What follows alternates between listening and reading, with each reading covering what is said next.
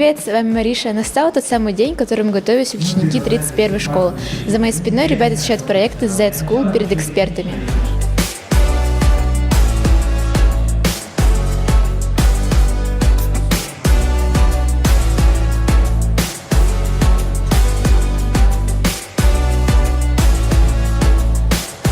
Сегодня мы проводили тестирование минимального жизнеспособного продукта парка будущих поколений. С учениками 31-й школы завершили этот первый этап. С 4 мая по 11 мая мы проводили с ними моделирование работы будущего парка в миниатюре. Пытались понять и спросить у школьников, каким они сами хотят видеть этот парк, что в нем должно быть, что там не должно быть.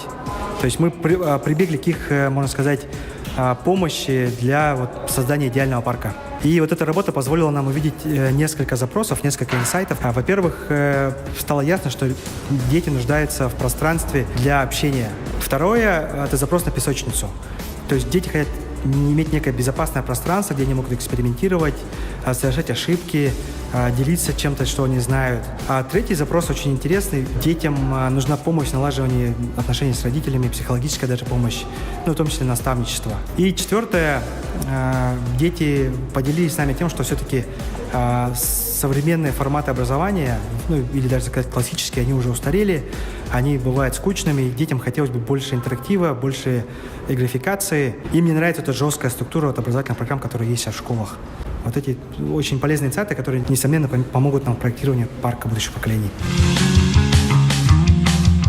Мне очень понравилась сплоченность нашей команды, то, как все трудились, вносили свой вклад в этот проект, а точнее в парк будущих поколений.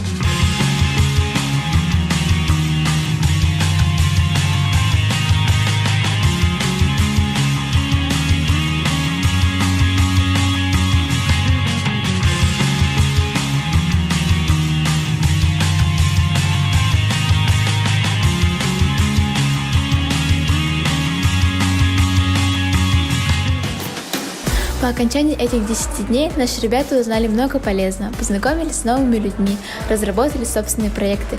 Пожелаем ребятам успехов в реализации этих проектов. И всем пока!